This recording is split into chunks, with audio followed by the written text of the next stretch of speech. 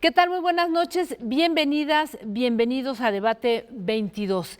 Bien, pues seguimos transmitiendo desde nuestro estudio de Canal 22 y yo quiero agradecer profundamente al equipo que está haciendo posible todo esto. Es un pequeño equipo desde el área de noticias, el staff, que todas las noches durante la barra de debate de lunes a viernes y particularmente en este programa los jueves pues está aquí al pie del cañón. Así es que para ellos un agradecimiento pues por llevar y hacer posible que este programa se siga haciendo desde los estudios de Canal 22.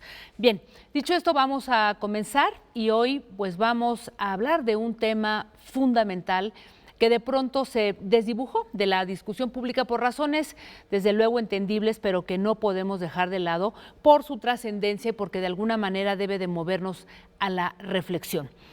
¿Por qué México es un país que violenta a sus mujeres? ¿Por qué somos un lugar en donde se les maltrata y se les asesina con tanto odio? Solamente para darle algunos datos, desde que se detectó el primer caso de COVID-19 en México, el 28 de febrero, pues han muerto más mujeres, casi el doble por razones de género y no por coronavirus. Esto además de que se han incrementado casi al doble las llamadas de auxilio a líneas especializadas justamente por parte de mujeres pidiendo ayuda. Así es que para hablar de este tema, hoy me acompañan dos mujeres especialistas en el tema. Doy la bienvenida a Alicia Leal Puerta. Muchísimas gracias, Alicia. Tú estás al frente de la Dirección de Protección Integral de Mujeres de la Secretaría de Gobernación y también encabezas el proyecto Puerta Violeta. Bienvenida y muchas gracias por estar con nosotros. Muchas gracias, Jacaranda. Muchas gracias. Y también nos acompaña la doctora Idalia Pérez Fernández Ceja, abogada, especialista en temas de género y de derechos humanos y también forma parte de la Federación Mexicana de Mujeres Universitarias. Muchísimas gracias y bienvenida, Idalia. No, al contrario a ti, Jacaranda Correa, por la invitación. Muchas gracias. Gracias a ambas. Y bueno, ciertamente estamos en un momento de una alta complejidad, pero también es cierto que desde antes de que entráramos a este momento tan difícil, ya veníamos hablando de problemas de violencia y de desigualdad de las mujeres terribles en México. Sin embargo, ahora, bueno, pues se ha incrementado el número de llamadas de auxilio por parte de mujeres y sabemos que se siguen asesinando en nuestro país. En ese sentido, Alicia, ¿cómo lo está viendo el gobierno federal? ¿Qué están haciendo? ¿Cómo están entrándole a este tema? El gobierno federal, como tú sabes, además ahora contamos con un grupo importante de mujeres que están en la toma de decisiones y que traen esta visión, esta perspectiva de género en el gobierno federal. Esta parte nos ha hecho mucho más sencillo articular una serie de respuestas. Evidentemente la violencia contra las violencias contra las mujeres se han estado manifestando dentro del contexto de esta crisis feminicida que estamos observando. Y también vemos que a nivel global el COVID lo que nos está mostrando es que en todos los países del mundo hay manifestaciones de violencia en casa. Por tanto, lo que estamos haciendo en el gobierno federal es coordinando e implementando, fortaleciendo aquellos servicios para la atención inmediata de mujeres, niñas, niños, mujeres adultas que están viviendo violencia en casa y para que puedan pedir ayuda y encontrar esta respuesta dentro de lo que tenemos ya construido. Porque hoy por hoy, cuando hablamos de esta capacidad de respuesta, por un lado, pues no le podemos dejar nada más la capacidad de respuesta, no es nada más un tema policíaco, como tú sabes, no es nada más un tema del 911, no es nada más un tema del sector salud, sino que es un tema transversal en donde todos los sectores estamos involucrados y nos toca. Ahora bien, Idalia, ciertamente el coronavirus no hizo sino empeorar las condiciones de desigualdad y de precariedad de las mujeres, ¿no? Una buena parte de las mujeres están en la primera línea de batalla, desde el campo médico hasta el campo doméstico. Hace poco tenías tú una charla en donde justamente hablabas de todo esto. ¿Dónde estamos ubicadas en este sentido? Pues bueno, creo que como se dice, se juntan todos los males en este momento Y es muy importante considerar que no debemos olvidar lo que sucedió el día 8 de marzo de 2020 en la Ciudad de México, que fue una marcha aproximadamente de unas, yo calculo, 200, 300 mil mujeres y niñas marchando, exigiendo un derecho principalmente que era el de no violencia, no más feminicidios, no discriminación, ¿no? Yo considero que este tema es mucho más profundo, más complejo. Y en efecto, las violencias en este momento se han de alguna manera manifestado en los espacios privados. Sin embargo, desgraciadamente, pues en México tenemos un problema, lo que dijo la Corte Interamericana en el caso Campo Algodonero, de una cultura sistemática de violencia en contra de las mujeres. E imagínense, esa afirmación de la Corte Interamericana la dijo en el 2009 y la dijo a partir del caso de las mujeres asesinadas en Juárez. Entonces, imaginemos un poquito todo el panorama que tenemos en México de esta cultura violenta, misógina contra las mujeres en México. Que en efecto, en todo el mundo hay violencias contra las mujeres, pero solo en México se tiene sentencias que han condenado al Estado mexicano por estas violencias, particularmente. Entonces, es un problema de una magnitud que de verdad yo creo que debemos reflexionar. Ahora bien, a propósito de esta precariedad y de esta desigualdad, por ahí hay unos datos que son tremendos. Por ejemplo, las mujeres que están en la primera línea de batalla en este momento, particularmente hablando de la pandemia del coronavirus, 80% de enfermeras son mujeres, 40% de médicos son mujeres. Además de que una buena parte de ellas están cuidando familiares, ¿no? En sus casas. Correcto. En ese sentido, ¿lo tiene contemplado el gobierno, Alicia? Mira, sí, en el gobierno federal estamos muy atentas justo a todas estas mujeres que están cuidándonos, a todas y todos, pero no nada más en la Secretaría de Salud, sino todas las mujeres policía, por ejemplo, que incluso algunas han llegado a estar durmiendo en sus patrullas para no llegar a casa y contagiar. O sea, toda esta parte de, además de los cuidados que recaen en las mujeres y de los cuales hemos estado hablando constantemente y desde hace años, porque el tema es cómo efectivamente, como dice Idalia, viene el COVID a desenmascarar o a dejar muy evidente lo que en el 9 de marzo fue un silencio estruendoso. Esas calles vacías después del 8 de marzo, ese silencio, ese no encontrarnos mujeres en las calles, realmente fue un silencio muy poderoso. Y a raíz de ese silencio, ahorita con el COVID, lo que vemos es todas estas deficiencias del sistema en cuanto a la atención a las violencias contra las mujeres, que lo ha dejado muy evidente. ¿Qué necesitamos hacer a raíz de esta realidad cruda, compleja, que se viene expresando a gritos desde hace años? ¿Cómo es que hemos llegado aquí después de tanto trabajo de los grupos de mujeres, después de 2 décadas de esfuerzos muy patentes en materia legislativa, en materia de servicios, en materia de campañas incluso, y de estarnos preparando en la academia para ver cómo atendemos, cómo estudiamos estas dinámicas de violencia contra las mujeres? Y efectivamente me parece que al momento de estar tomando en consideración y escuchando las voces de las mujeres es como podremos en un momento dado aportar nuevos elementos creativos, porque tú sabes, el COVID lo que nos está mostrando no es solamente el tema de salud, sino que está impactando terriblemente en la economía.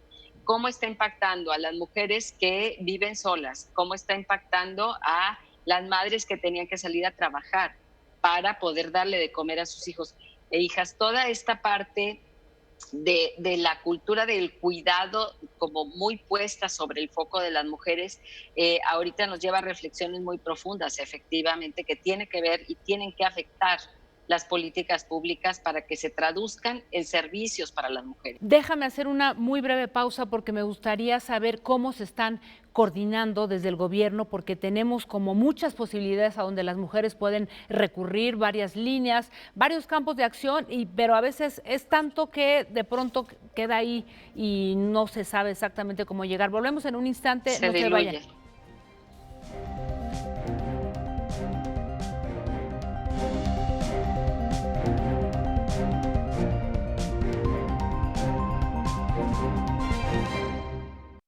Bien, regresamos aquí a Debate 22. Estamos conversando sobre el tema de la violencia contra las mujeres, cómo se ha incrementado en estos tiempos excepcionales, tiempos de confinamiento. Y antes de irnos a la pausa, yo lanzaba una pregunta porque ciertamente se han disparado las llamadas de emergencia a determinadas líneas.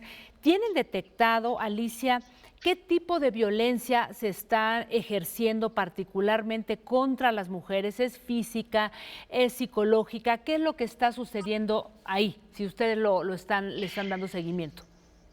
Le estamos dando seguimiento en diferentes, digamos, con el sector salud, a quienes están buscando atención a través, por ejemplo, de las líneas telefónicas de emergencia de los institutos estatales de las mujeres, que han implementado con Mujeres con Salud y con Indesol, han implementado este directorio de todas las opciones que hay para atender, si es orientación psicológica, jurídica, si es orientación médica, si es porque no tienes para comer, pues, o sea, que requieres un apoyo, una asistencia específica. Todo esto se está coordinando en un grupo directamente encabezado por la ministra Olga Sánchez Cordero cada semana puntualmente. Y en estos grupos lo que estamos revisando es qué hace falta, qué más necesitamos resolver sobre la emergencia. Pero también hemos estado trabajando en este grupo impulsor multiagencial, que es el que yo coordino en la Secretaría de Gobernación, y que justo tiene el trabajo de plantear estas estrategias con una visión a largo plazo, con una, digamos, una visión multiagencial, multidisciplinaria, intersecretarial, intersectorial.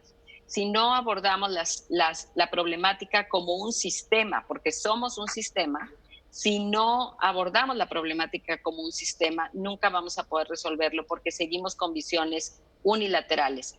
Una unidad de apoyo para las mujeres en la unidad de policía más cercana, pero el DIF también tiene, pero el Instituto de las Mujeres también tiene, pero el Centro de Salud también tiene. Entonces, como bien decías tú antes de irnos a la pausa, de pronto las mujeres y los primeros respondientes ya no saben a dónde ir porque tienen muchas opciones, pero no saben cuál de ellas es la que pueda estar abierta 24/7, cuál de ellas tenga toda la atención multidisciplinaria ahí, claro, integral, y que no tenga que atravesarse el tema de poner una denuncia penal o civil, porque muchas mujeres no lo desean. Pero ¿cómo lo piensan resolver? Porque ciertamente hay una cantidad de líneas y de espacios a donde pueden ir las mujeres.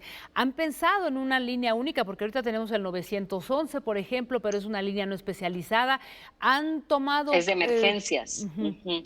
¿Han pensado en tomar una línea única en este momento tan complejo? En este momento, el acuerdo, como te decía, fue el 911 atiende y de ahí remite los casos. O sea, por un lado, tiene que reaccionar, son primeros respondientes, responden ante la emergencia, tiene que ir la patrulla. Ese es el mejor de los escenarios y al momento de atender el caso ya se verá qué procede. Pero lo que queremos y lo que estamos promoviendo a través de esta estrategia Violeta, esta estrategia nacional de la protección integral para las mujeres, niñas, niños y adolescentes, es justamente que tendríamos que estar abordándolo desde esta perspectiva sistémica y revisar qué es lo que estamos haciendo por los niveles de actuación. Es decir, ahorita si tú checas los presupuestos federales, el 90% está ubicado en la prevención primaria. Tenemos un porcentaje muy pequeño de inversión pública en los servicios de tercer nivel especializado. Entonces hemos creado una serie de programas muy dispersos no homologados, y lo que queremos con la estrategia es homologar un modelo mínimo de atención y homologar los estándares de calidad con los que se trabaja en estas unidades de atención multidisciplinaria en los municipios de preferencia, porque las mujeres requieren servicios cercanos, próximos, accesibles. Y lo que queremos es que puedan las mujeres llegar ahí justamente en este modelo que hemos probado con mucho éxito en Nuevo León y ya por muchos años. Idalia, en tu experiencia y trabajando desde la Red de Mujeres Universitarias, bueno, tu propio trabajo como abogada especialista en temas de género, ¿qué están ustedes viendo? ¿Qué está funcionando? ¿Qué no está funcionando? Y sobre todo en este momento en donde, lo decíamos desde el comienzo del programa, se han incrementado las violencias y por supuesto las llamadas de auxilio. ¿Cómo lo ven ustedes, Idalia? Bueno, en principio consideramos que hay que llamar o sea, tenemos que comenzar por visibilizar los problemas, como bien se comenta, de una manera sistemática. Eso me parece muy importante que comentas, Alicia. Y ahorita creo que es una muy buena oportunidad para ver en estas líneas de apoyo qué están pidiendo las mujeres o qué dicen las mujeres, cuáles son los problemas que están padeciendo en esta cuarentena, quienes pueden, porque hay un tema respecto a este punto donde, bueno, hay una mayor exposición al contagio debido a la feminización de los trabajos, ¿no? Lo que tú comentabas, Jacaranda, al principio, que son mujeres muertas por violencias, pero también, si observamos, las mujeres que se exponen porque no pueden permanecer en sus casas, pues también es otro de los problemas. Entonces yo creo que este punto se tiene que abordar desde todos los ámbitos, desde todos los aspectos que tipo de violencias, y que recordemos un punto importante, y esto hay que ver el ejemplo de algunos países latinoamericanos. Las mujeres que están viviendo estas violencias en sus casas, no todas pueden hablar por teléfono, no todas tienen el celular a la mano. Incluso parte de las violencias de casa, las violencias de familias, es que regularmente es la pareja, no estoy diciendo, pero en porcentaje, ahorita el CIEX sacó un estudio muy interesante, que ahorita las llamadas por violencias, un 70% es de las parejas, es en parejas, es interesante el dato, y regularmente pues les quitan el celular, ¿no? Les controlan absolutamente todo, incluso algunos casos en donde hasta las encierran un rato en la recámara para que no los molesten, en fin, ¿no? Unos casos muy tremendos al respecto. Ellas, la pregunta es, ¿qué vamos a pensar para poderlas apoyar desde el área tanto del Estado, por supuesto, Estado federal y entidades federativas? O sea, yo creo que aquí hay que recordar a la Ley General de Acceso a una Vida Libre de Violencia de las Mujeres, porque precisamente su fundamento es que es un trabajo que tiene que ser coordinado en municipios, entidades federativas y gobierno federal. O sea, es un problema muy complejo, ¿no? Ahora, ¿cómo van a entrar en ese sentido, Alicia? Voy a hacer una pausa, pero pongo la pregunta sobre la mesa. A nivel de los refugios, porque acabas de poner un tema muy importante, Idalia. No todas las mujeres tienen el tiempo, no a todas se les permite hacer una llamada para decir estoy siendo víctima de violencia. Entonces, quisiera ahí pues un poco ampliar el panorama, qué podemos hacer y cómo estarían funcionando hoy los refugios, porque está, además de la Red Nacional de Refugios, hay toda una estrategia desde esta Puerta Violeta, así es que vamos a hacer una breve pausa y regresamos a conversar del tema. No se vayan.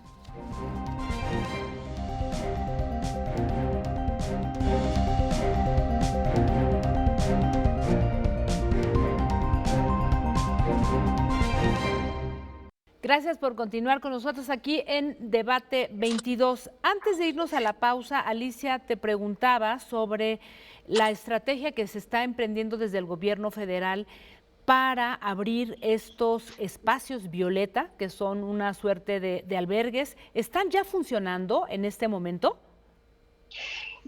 Vamos a ver, la estrategia violeta justamente lo que propone es la integración de una serie de servicios desde lo local, es decir, desde los municipios. Por eso es muy importante que en los municipios, ahorita que mencionabas, Idalia, muchas mujeres no pueden llamar a la policía, muchas mujeres no pueden llamarle a una familiar, no pueden salir de la casa porque el agresor las tiene sometidas totalmente. ¿Qué hacer en estos casos y cómo prevenirlos? Yo creo que es ahora, más que nunca, cuando tenemos la posibilidad de reorganizar todos los servicios que hemos estado, todos los programas públicos y privados que hemos estado creando, y sumarlos para que podamos homologar los servicios de tercer nivel, es decir, los servicios especializados de protección y atención interdisciplinaria para las mujeres, niñas, niños y adolescentes que viven violencias, y organizarlos todos dentro de este tercer nivel de actuación. Es decir, si una mujer es detectada en un centro de salud comunitaria, de ahí, ¿qué sigue? ¿Hablarle a la policía o llevarla a un espacio de atención especializada? Nuestra propuesta es llevarla a un espacio de atención especializada, que ahí decida si quiere poner una denuncia o no, que ahí decida si quiere regresar a casa o no, que ahí decida el plan de seguridad que tiene que hacer, que ahí decida ella con toda la información y el acompañamiento, que de ahí ya nunca esté sola ella. Una interrupción porque, digo, les pregunto a las dos, o sea, me parece que Sí, es fundamental tener una política pública que aglutine todas las instancias, digamos, que en este momento están trabajando sobre el tema, las iniciativas legales también, pero mientras tanto, en este momento de emergencia, ¿qué hacemos? ¿Cómo le entramos a este problema en donde las violencias están aumentando? ¿Qué hacemos? la Secretaría de Gobernación, en conjunto con el INMujeres, acaba de promover, y creo que también varios estados lo han estado promoviendo, redes vecinales de apoyo. Mucho en el sentido del COVID, de estar pendiente de las y los vecinos, pero por otro lado, también en este sentido de la emergencia de violencia en casa. Si escuchas que están golpeando a alguien, por favor, llama. Si escuchas que está... Ahora, esta es una respuesta inmediata que se está promoviendo por parte del gobierno federal, porque acuérdate que el gobierno federal no opera en los municipios y en los estados, y todos estos delitos, la mayor parte de ellos son del fuero común y, como decía Idalia, son violencia en la pareja. Entonces, ¿qué es lo que nos está evidenciando el COVID? Justamente esto, tenemos muchos servicios, pero de pronto, al momento de una emergencia, no son tan buenas, no tenemos esta buena herramienta para interconectar a los primeros servicios especializados o a las víctimas con los servicios especializados. Entonces, esa parte es la que estamos construyendo, pero claro, hay que reconocer, tenemos al COVID instalado en medio de la sala de la casa. O sea, no podemos ahorita tampoco hacer muchos y por otro lado hacer muchos movimientos, pero lo que sí estamos planteando puntualmente es los servicios de atención especializada para mujeres deben estar abiertos 24/7 y deben tener trabajadoras sociales, psicólogas, enfermeras y abogadas que representen a las mujeres, no nada más que las orienten, que representen y les digan sí puede hacer eso, no puede hacer eso. Muchas mujeres llegan ya con complicaciones en cosas judiciales. Se pidió a todos los tribunales y hay un acuerdo entre el Poder Judicial en donde todo el Poder Judicial debe sí o sí estar atendiendo los servicios para las mujeres, porque dentro del decreto de la emergencia sanitaria, los servicios para violencia contra las mujeres son servicios esenciales, por lo tanto no se detienen y no paran. En materia de los refugios, que me hacían la pregunta ahorita, ¿verdad? Los refugios están funcionando, hay aproximadamente 70 en toda la República Mexicana, y justamente es con estos refugios a los que queremos fortalecer y además blindar, es decir, que el Estado proteja y ayude al trabajo que están haciendo las defensoras de derechos humanos en los centros de refugio o en otras áreas especializadas. Tenemos centros de las casas de las mujeres indígenas, por ejemplo, en los pueblos y en las comunidades indígenas, donde son ellas las mismas defensoras de sus compañeras, son vecinas. Entonces, por eso ahorita lo que estamos diciendo es, seamos solidarias, seamos solidarios y entendamos, otra vez recordemos, que lo privado es público, que lo que pasa en casa no es cosa que no te importe, sí te importa, y es también tu asunto. Perdón, que te interrumpa. Para concluir y retomando lo que comenta Alicia sobre el Poder Judicial, todos los abogados, como en tu caso, que también pueden trabajar el tema de violencias, ¿cómo hay alguna estrategia? ¿Cómo se piensa hacer y resolver todo esto? Aunque evidentemente nos vamos a ir acomodando a lo largo de estos días, pero ¿qué va a pasar? Bueno, yo la verdad es que en ese punto no tengo datos duros en este momento. Es que estábamos hablando del punto de los refugios, que es el que me interesaba, ¿no? Sí. En efecto, hay 70 más o menos, pero aquí lo relevante va a ser que consideremos el problema no como la repetición que siempre ha sucedido, donde se dice que están ya las infraestructuras, el problema de inmediato, como ha sucedido en algunos aspectos donde hay muchos feminicidios, dicen, bueno, vamos a poner más luz en las calles y esas cosas, ¿no?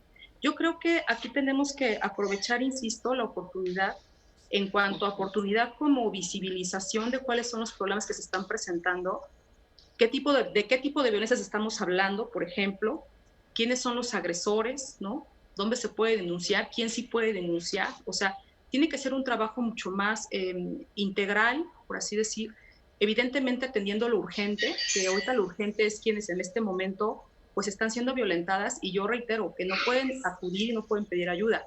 Por ejemplo, en Argentina se hizo un mecanismo donde las mujeres violentadas en las farmacias podían pedir ayuda sin que se diera cuenta el agresor, por ejemplo, ¿no? O sea, cuestiones así que también suman, porque si solamente lo limitamos a llamar por teléfono, no es que no sea una buena opción Claro. en el momento de la emergencia, claro, pero es que de acuerdo a la estadística también del CIEG, es muy interesante, del CIEG UNAM, porque sí dice que la mayoría de las violencias, ahorita en este momento son psicológicas, y luego se van traduciendo a físicas, ¿no? Como dice violentamente, paulatinamente. Entonces, no todas van a llamar de momento al 911. Entonces, el cúmulo es como la punta del iceberg. Quienes llaman al 911 es la punta del iceberg, de todo lo que está abajo, ¿no?